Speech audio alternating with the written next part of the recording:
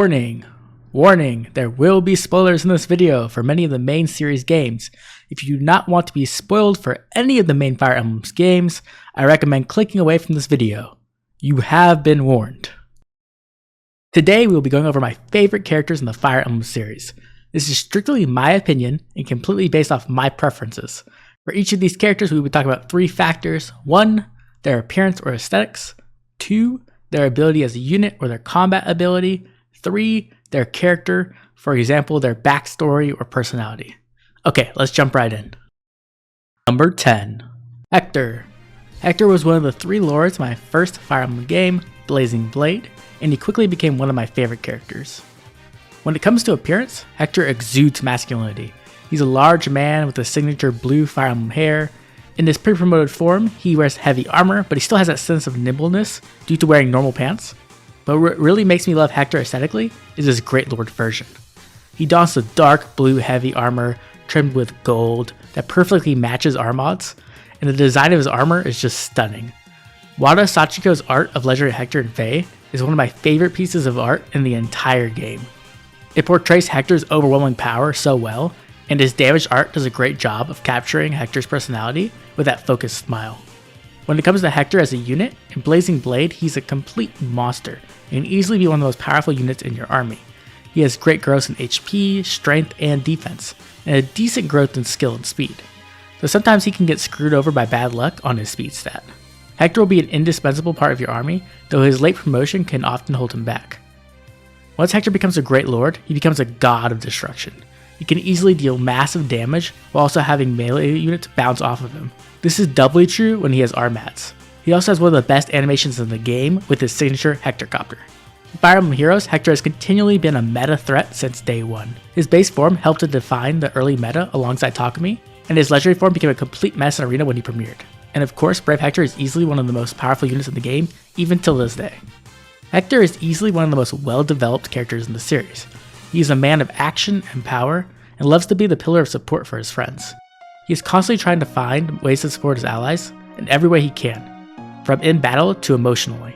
But what makes Hector such a great character is the fact that he's often the person in the most pain. From the loss of his parents to illness to the eventual death of his brother, Uther, Hector is constantly trying to hide his own pain from everyone around him.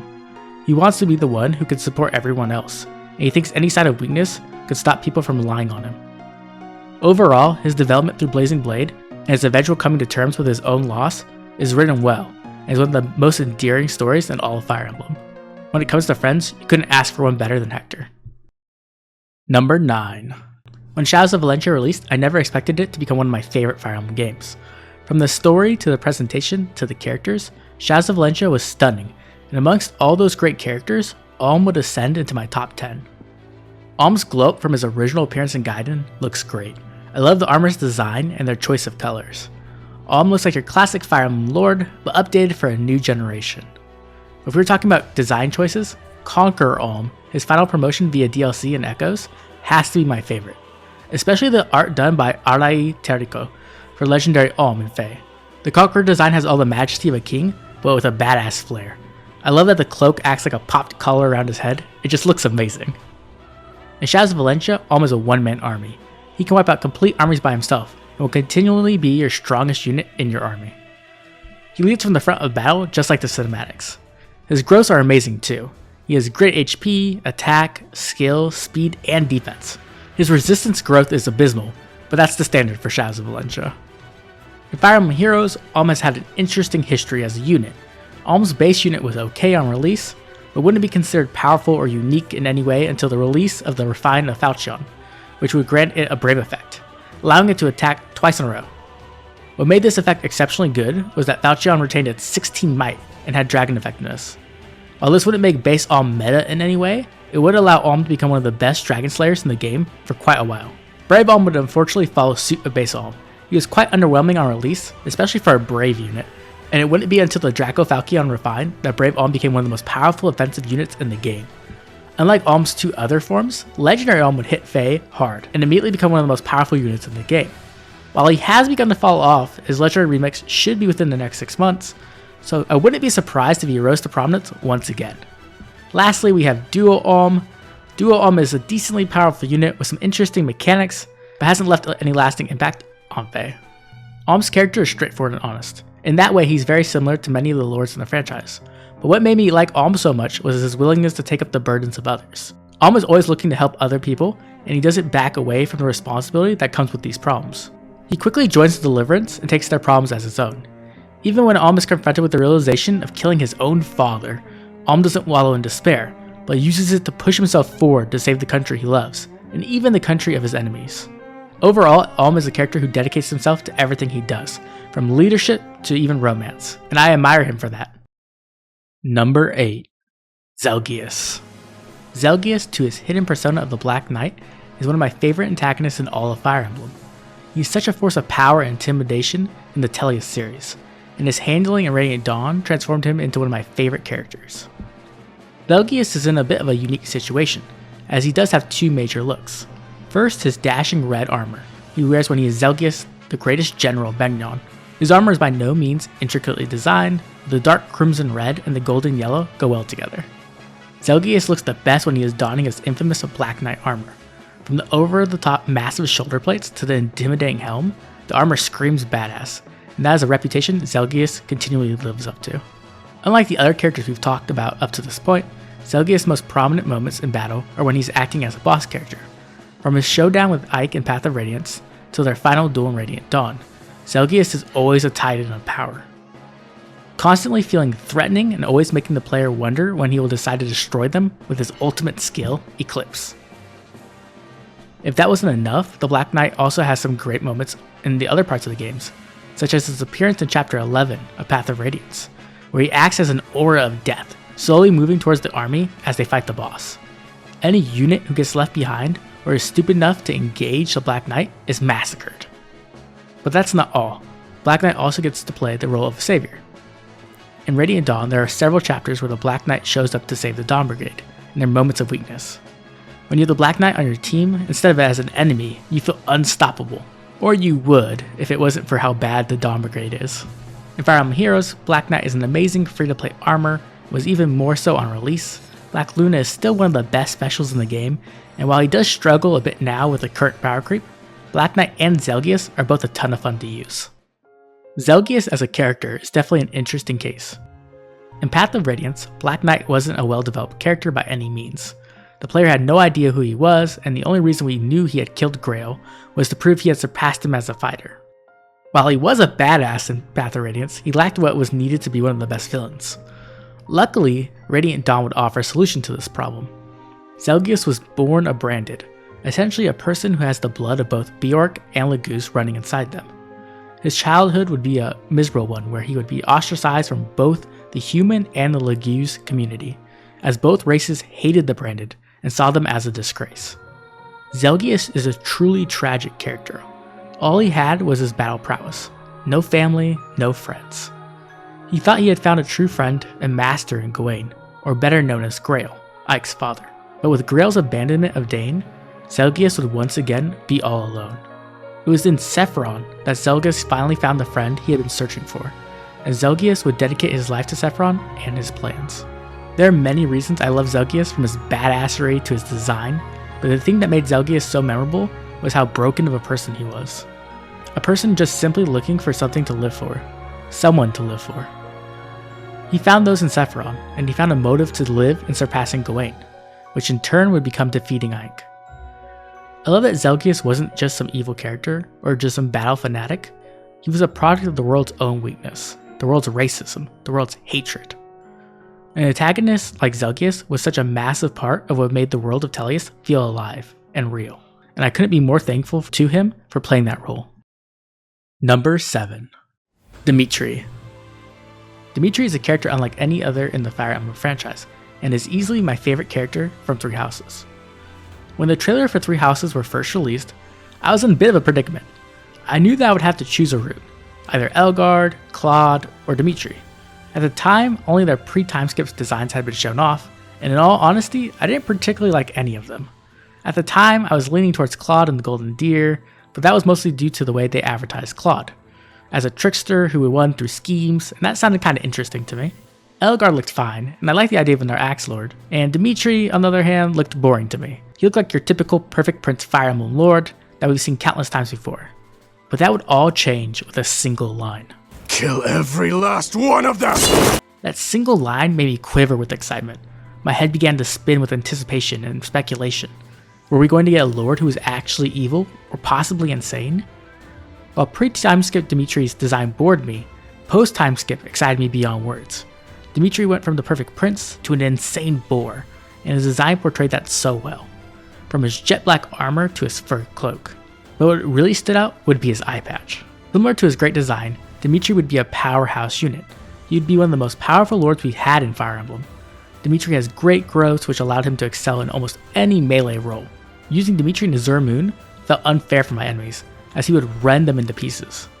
Just like many units on this list, Dimitri always felt reliable and I could always rely on him to take on half of the map by himself. In Fire Emblem Heroes, Dimitri has been dealt a less than great hand. While none of his versions are bad by any means, they aren't the meta-defining units they deserve to be. Base Dimitri unfortunately came out in one of the most saturated classes, Lance Cavalry, and his weapon isn't very good. Hopefully a refine can fix that though. Next we have Legendary Dimitri, who's an extremely powerful unit with true damage and an Omni Smoke, but overall lacks the uniqueness that his counterparts Edelgard and Claude have. Also, I hate his legendary art, he's not even holding his spear. After that, we have Brave Dimitri, who is just not great by any means. He has a terrible preference distant counter weapon, and his preference B skill, Blue Line Rule, is underwhelming with its defense-based damage reduction and follow-up attack, but only if the enemy initiates. Brave Dimitri got done dirty, especially compared to Brave Edelgard. Lastly, we have Fallen Dimitri, who is an extremely powerful unit with his preference B skill, Murderous Lion, that grants him Fire Sweep, -3 speed and defense on foe, and Canto. But unfortunately, he does have a less than great preference weapon. While Dimitri's design and power in combat were amazing, what made me fall in love with Dimitri as a character was the narrative of Azure Moon. While Claude would unify nations in his route, and Elgar would declare unreasonable wars in hers, Dimitri would be fighting a completely different enemy, himself. While one could make the argument Azure Moon is about defeating Elgard and her army, the reality is that the entire route is about Dimitri overcoming his trauma and mental illness. It's about Dimitri being able to come to terms with the horrible things that happened to him and the pain of losing the ones he loved the most. Azure Moon would be a roller coaster of emotions, one filled with raw, unbridled hatred, one filled with life-warping trauma, and one that would tackle a new subject matter that Fire Emblem had never done before: mental illness. Just like many other people, I love a good story of good triumphing over evil, a fantastical story of dragons or killing gods, but my favorite stories are those of humanity itself. Stories that dive into the reality of what it means to live, to suffer, to die, and the effects on those who are left behind. Dimitri's story is just that. The story of a boy who had his life ripped away from him, the story of a boy who had his joy taken and replaced with sorrow and trauma. Throughout the pre-time skip, we see the facade Dimitri has created to protect himself from the world. A mask crafted by him to be able to live in the world that had robbed him. And throughout the first half of the game, we see tiny cracks begin to appear on that mask, until the final moment where it completely shatters, and the player finally sees the real Dimitri, in all his pain, suffering, and hatred. In the time skip, we see a Dimitri who is completely broken, one who has lost his only friend, Dedu, one who has been possessed by the ghost of his past. What I love about Dimitri's story is how real and painful it feels. The fact that the magical avatar Byleth shows up and everything isn't just fixed. Dimitri isn't able to snap out of his madness, it doesn't just go away. The most painful thing is that Dimitri has to lose another father, Rodrigue, in order for him to finally be able to silence the voices in his head, to be able to throw off the shackles of the past. This was easily one of the most touching moments in all of Three Houses, and it was through this moment that Dimitri is able to take that first step and reach out his hand and ask for help. The final thing that tied it all together was the ending of Azure Moon, where the player gets a chance to see the kind-hearted Dimitri that was always there, the one who was hidden under all the layers of pain. Seeing Dimitri reach his hand out to Edelgard after everything that had happened, seeing him cast away all his hatred and pain, and just trying to make things right, meant the world to me, even if it didn't end up the way he had hoped. Dimitri's story will always stay with me, and I hope that one day people are able to put aside the Three Houses Lord rivalries and all the I'll kill every last one of them memes and study Dimitri's story for the amazing narrative it is. Number 6. Ross is unlike many of the other characters on this list. He isn't a lord, a main character, or an antagonist. He's just a kid trying to do his best for his father and his friends. Ross's appearance isn't one of regality or intricate design. Ross is a kid with some basic clothes and some leather shoulder pads. To say he is underdressed for war would be an understatement. But I always loved Ross's basic design, his smug smile and his basic hand axe. Ross is the only villager on this list, and in Sacred Stones he would be my first introduction to the concept. Ross would start off as a weak fighter that had to be babysat, but after a quick 10 levels, Ross would ascend to his first true class, Pirate. That's right, Ross's canon class is Pirate. No one could tell me otherwise. Ross would quickly prove how powerful he could be and become one of the army's most reliable units. But his true power would be unlocked when he reached his final promotion, the Berserker. Once again, his best promoted class. As Berserker, Ross would decimate armies single-handedly. Ross was a dodging god and a critting monster. Units would disappear off the map instantly the second Ross got his hands on them. Unfortunately, Ross wasn't treated the best in Fire Emblem Heroes. He was a great merge project on release with a decent stat line, but he doesn't have any preference weapon and is now outdated to the new free-to-play axe units. Hopefully a refine will give Ross a unique niche in Fae. I'm hoping for a preference dual phase Brave Axe, and he gets the cool pirate attacking animation from Sacred Stones. Ross's story was a simple one. Ross was raised by his father Garcia after his mother had died. Ross adored his father and wanted to become just like him when he grew up. A large portion of what made me love Ross was that I was a kid playing Sacred Stones. I was around Ross's age, and seeing a young boy who could become so powerful and make such a large impact in battle made me adore him. Ross became someone I admired, someone who gave me confidence. In a weird way, Ross made me feel like I could do anything too. That one day I could make an impact on the world around me if I tried hard enough. The other major aspect that contributed to my love for Ross was his kind heart. From his loving relationship with his father Garcia, or his kindness with Amelia and Ewan when he offered to be their brother. Ross has such a good heart and is always looking to help others in any way he can. Number 5. Nephany. My favorite female character in all of Fire Emblem. Nephany is just a perfect mixture of power, badass, kindness, and beauty. I absolutely love Nephany's design, from her simple blue armor, to her signature helmet, to her short armor skirt and her long legs. Nephany is a simple beauty to me. She doesn't need to wear expensive dresses or have crazy makeup, she's just a natural beauty. I love the color palette they chose for her with the blues, greens, and teals. It just meshes so well. I also love that Nephany wields a spear and a shield. It gives her that feeling of independence and power I adore. Nephany is one of my favorite units to use in Tellius games. A thing to remember is that when Path of Radiance released, there weren't many Lance Infantry units.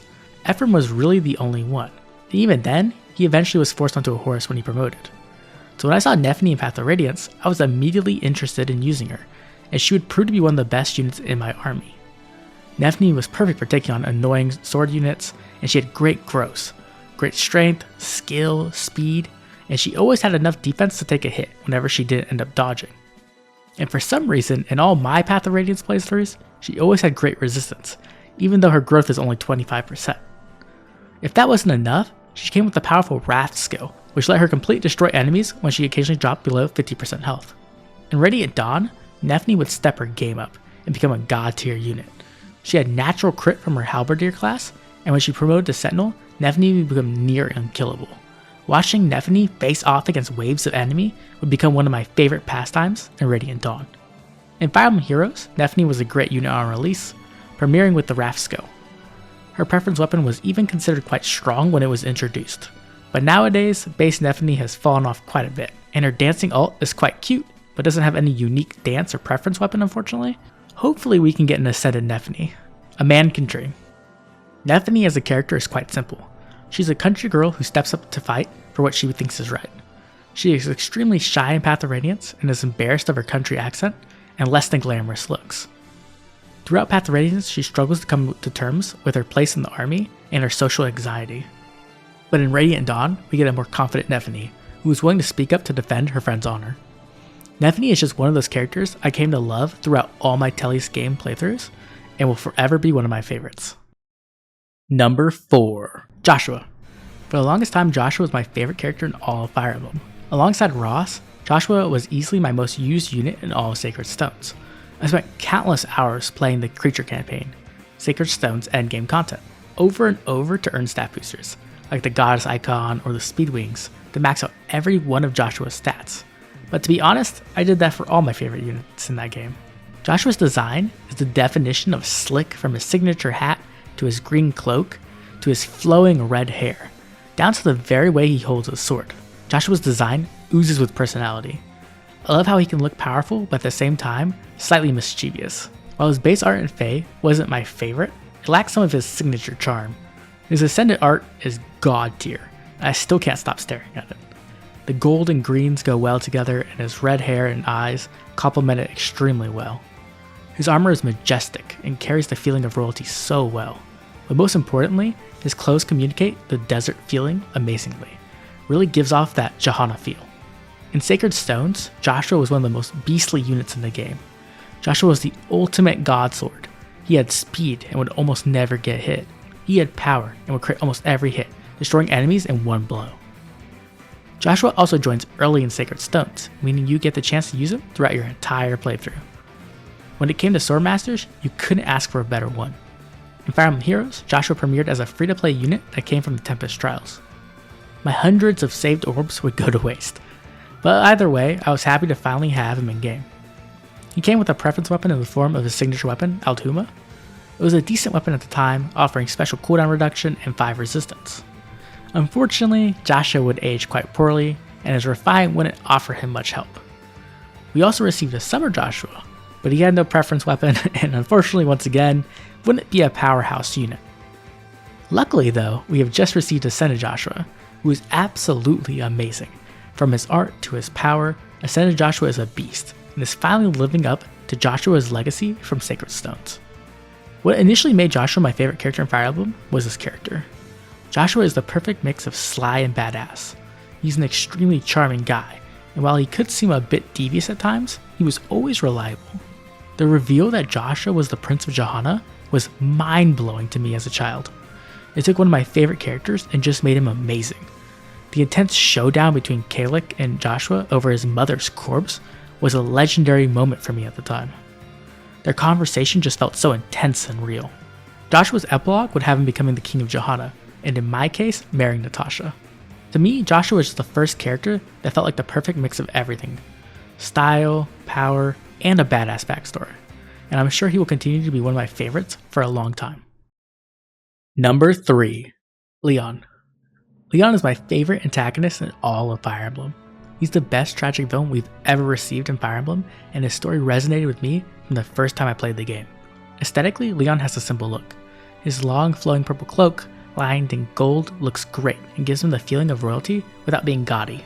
I also love his white armored shoulder pads that add a bit of masculinity to his garb. His soft light purple hair and eyes portray his soft personality. His aesthetics do a great job of giving Leon the mage feel, which I enjoy a lot. Leon's art in Fae has to be some of my favorite, especially his fallen art, which is absolutely stunning. He looks extremely menacing and has that possessed look. As a unit, Leon is in a unique position, because you technically can recruit him after beating the game via the creature campaign, but for the most part, Leon will act as a boss. Leon as a unit has low base stats, but amazing growths, with almost all of them being over 50%. He also is the Necromancer class, which has the highest stat caps in the game. So with some stat boosters, Leon can become a force of destruction in the creature campaign. He can also summon phantoms, which is a cool ability in Sacred Stones.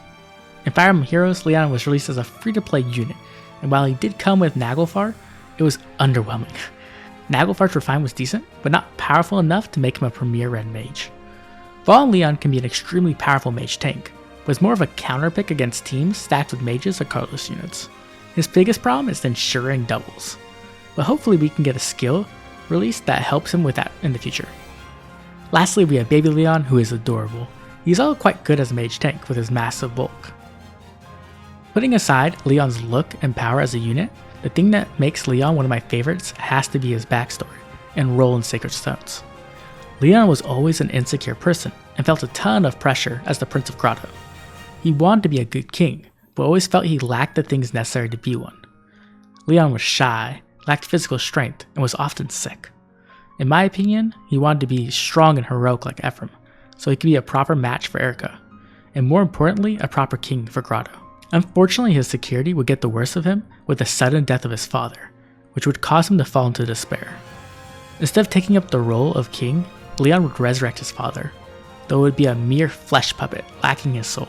Leon's depression and weakness would lead him down a path that would eventually lead to the resurrection of Formortis, the Demon King. Leon's story was tragic for so many reasons, but the one that hurt the most was that Leon couldn't see his own self-worth. Though he wasn't a good fighter with melee weapons, Leon was gifted in magic and extremely smart. Alongside Null, he was able to decipher ancient texts and even learn the use of forbidden spells. Leon allowed his insecurities to get the best of him, and instead of turning to his best friends, Ephraim and Erica, for help, he turned against them. What made things worse was his possession by Formortis, that would make it impossible for him to turn back from this ill-fated route. Leon's story was heartbreaking. It was a story of a gentle, kind soul warped to be a tool for evil. Number 2. Jafar. Jafar was my original favorite character, and initially my child brain gravitated to him because he was just the most badass thing imaginable at the time. My taste at the time was edgy characters, and as much as I would like to say my taste has changed, I'd be lying if I said I still don't love them. Jafar's design screams badass. He has the crimson red hair, small intense eyes, a black cloak, the bandages wrapped around his arms and legs, and that's not even mentioning his red daggers that look like they are covered in blood. Jafar's design truly lives up to his epithet of Angel of Death. In Fire Emblem Heroes, Jafar's art is definitely not my favorite. It lacks the intensity that the Blazing Blade art has. It's definitely not terrible by any means though. Also, in my mind, Winter Jafar doesn't exist, so we won't even look at that. Aside from Jafar's looks, Jafar was also the unit that saved my very first Fire Emblem run. At the time I was still young, and Fire Emblem was my very first strategy game, so I wasn't exactly great at the game. I didn't understand growth rates at all, and so my strategy for the game was use the most powerful units at all times. This meant that my team essentially consisted of every pre-promote they gave us, so Marcus, Hawkeye, Pent, and Luis. I'm sure you get the idea. The other idiotic mistake I made was that I didn't use any of the lords at all. Essentially, I realized if the lords died, it was game over, so my genius strategy was to leave them all in the corner of the map. I just never used them, and so they were all extremely underleveled and essentially useless. Anyways, when I got to the last map, you have to kill all the bosses again. I was completely screwed. Almost none of my units did any damage because their base stats were outdated at this point, but luckily Jafar was there to save the day. Jafar went on a complete rampage, massacring the bosses with big crits and lethalities. Of course Athos was there to help as well, which was a godsend against the dragon. From that point onwards, Jafar became my favorite unit, and I would use him in every run the second I could. Don't worry, after that run I quickly adapted and started using both the lords and units with better growth rates. As a kid, I wasn't able to completely understand what I liked about Jafar. There was of course the aspect of him being a badass, but beyond that, there was something else that kept bringing me back to Jafar. Eventually, what I would come to understand is that Jafar's story was one I could empathize with. It was the story of a person who couldn't feel anything. He didn't know how to be happy, sad, or even angry. He had no friends or family. He was just a tool being used to kill people. But Nino and her kindness would change Jafar's world.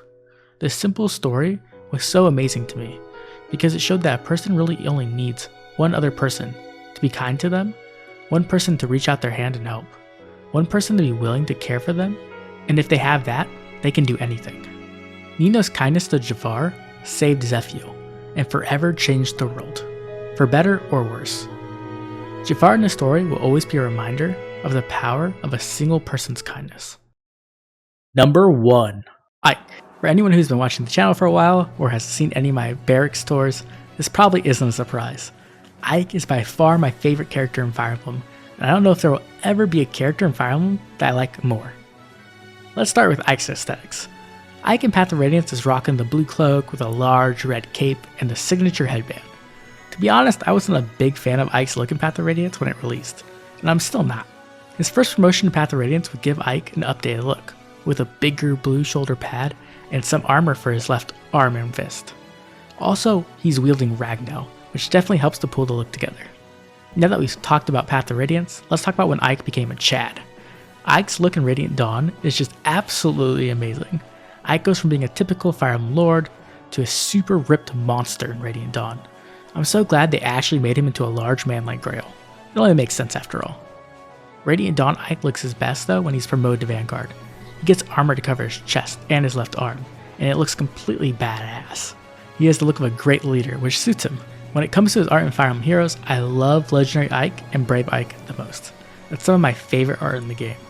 Fallen Ike is great too, especially the damaged and special art.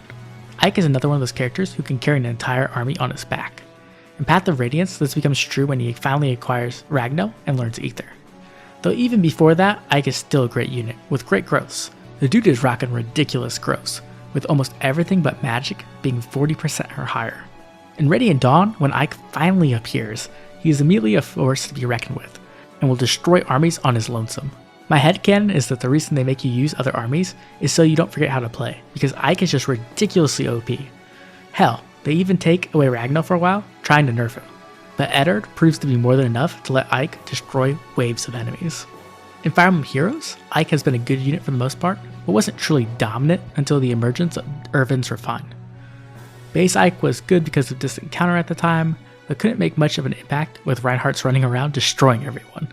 Brave Ike's original debut was underwhelming, and he was quickly passed over for Brave Lyn. On the other hand, Legendary Ike would be the first Ike that felt powerful, especially in Arena, where he could make full use of his Legendary buff to help allies. He would also get a nice boost in power when Special Spiral came out, allowing for Thanos Ike to become a thing. Eventually he would fall off too though. Fallen Ike is still a great unit, but the meta isn't favorable to him at the moment. But who knows, that might change with all the powerful green units being released. The last thing to mention is that we still haven't received a Duo Ike yet, and it's been more than 2 years since the release of Duos, so I'm sure Duo Ike will be a powerhouse whenever he is released. Now let's talk about Ike as a character, the real reason why I and so many people adore him. Ike is unlike any other main character in the series.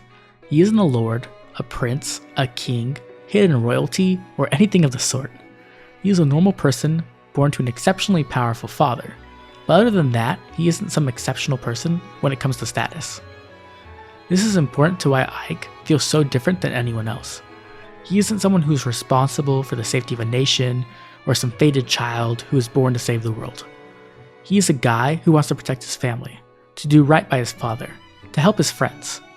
Yet somehow, this unimportant person is the one who can bring together all the Laguz nations. He is the one who can save Crimea from an invading army. He is the person who stirs the iron heart of Benyon into action. And he is the man who can act as a bridge between the Laguz and the Beorc. And none of this is fate or destiny, it is just a testimony to the integrity of Ike's character. In Path of Radiance, Ike is just a boy thrown into a situation way over his head. He is forced to watch his father be murdered, and has to drag his body back to camp. A man he not only loved, but also idolized. He has to take charge of a mercenary group with the important mission of escorting a princess being hunted down by an enemy nation while traveling through Laguz lands. He has to prove his worth to the Empress of Benyon, the most powerful nation in the world, and defeat the army of a mad tyrant. What makes Ike able to do all this is his honesty, his determination, and most importantly, his ability to see people for who they truly are. When Ike meets Princess Alencia, he doesn't see a princess. He sees someone who needs help. When he meets Laguz for the first time, he doesn't see Laguz. He sees people, and he immediately apologizes for the way people have treated them and for the things they have been called. The world of Tellius is one full of people who are unable to put their differences aside. People who can't look past appearances, or past the mistakes people have made. But Ike is the exact opposite. He is the embodiment of everything the Tellius world needs. There are so many great moments that exemplify this aspect of Ike. For example, one is when Ike meets Soniki to discuss Alencia's plight, and when Soniki begins to mock Alencia, Ike immediately stands up to her. He doesn't care that she's an empress, or what repercussions may come. He just wants to defend Alencia. Is this honesty and integrity that allows Ike to win the trust of Rayson, Tibarn, Leanne, and so many more? In Radiant Dawn, we get to see Ike take the position he deserves as leader of the army to invade the Tower of Guidance. He is the one person able to bridge the gap between all these different people, from Laguz to Soniki to the oppressed people of Dane. The final example of Ike's character I want to talk about is after Ike's final duel with Zelgius. Zelgius leans against the wall dying, and Ike doesn't celebrate his victory. He doesn't scream at Zelgius. He isn't happy to have vengeance against his father or his murderer. He sees Zelgius for who he is. He sees Zelgius as another person who idolized his father, a kindred soul, a great warrior, and his final teacher. Ike isn't the smartest, or the best tactician, or royalty, or so many other things. But Ike is a person who can see past all the superficiality of the world, past the facades people put on, and see them for who they truly are. And that is what makes Ike my favorite Fire Emblem character of all time. If you made it to the end of the video, thank you so much for watching. I hope you enjoyed my top 10 favorite characters, and I'd love to hear your opinions on them. Also, make sure to drop a comment telling me who your favorite characters are in the Fire Emblem franchise. I always love to hear about people's favorite characters and why they love them. I'll catch all of you later with more Fire Emblem Heroes. See you then.